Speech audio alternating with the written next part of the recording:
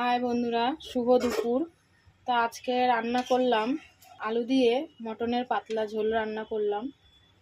চলো দেখো রান্নাটা কিভাবে করলাম। সবার প্রথমে আমি আলুটা ভেজে নেব।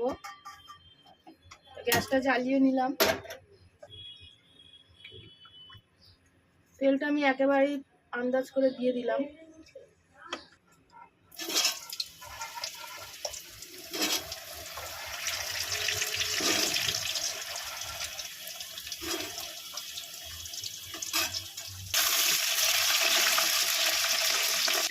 আলুটা ভাজা হয়ে গেছে, আমি তুলে নিলাম।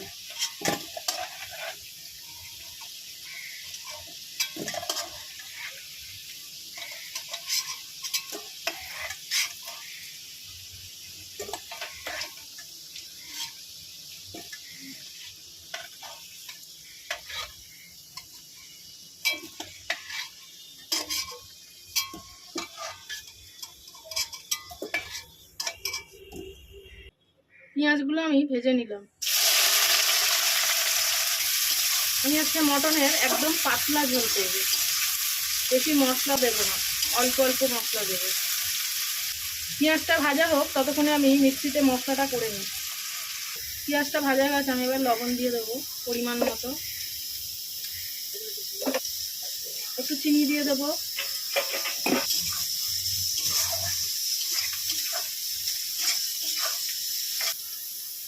হলুদ দিয়ে দেবো পরিমাণ মতো।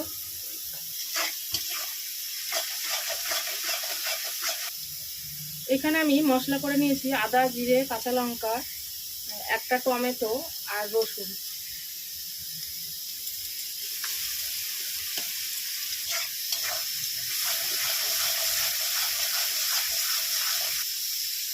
মিক্সির বাটিটা দিয়ে একটু জল দিয়ে দিলাম।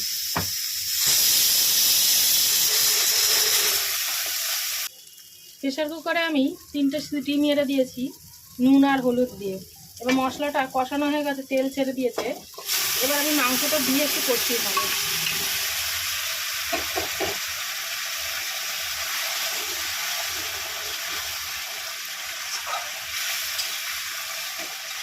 একটা গোটা টমেটো, আগে মশলার মধ্যে একটা মিক্সিতে টমেটো দিয়েছি, একটা গোটা গোটা গোটা দিলাম, দিয়ে কষাবো।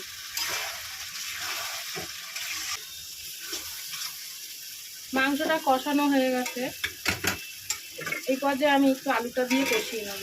আলুটা বেশি, এর জন্য মাংসটাও আমি একটু প্রেশার কুকারে সিটি দিয়ে নিয়েছি, তাহলে আমার বেশিক্ষণ লাগবে না।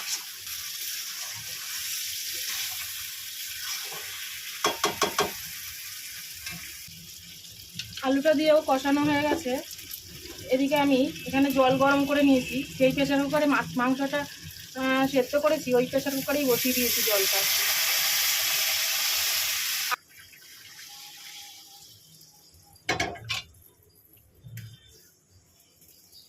মটনের পাতলা ঝোল কারা কারা পছন্দ করো অবশ্যই কমেন্ট করে আমাকে জানাবে। ঢাকা দিয়ে দিলাম।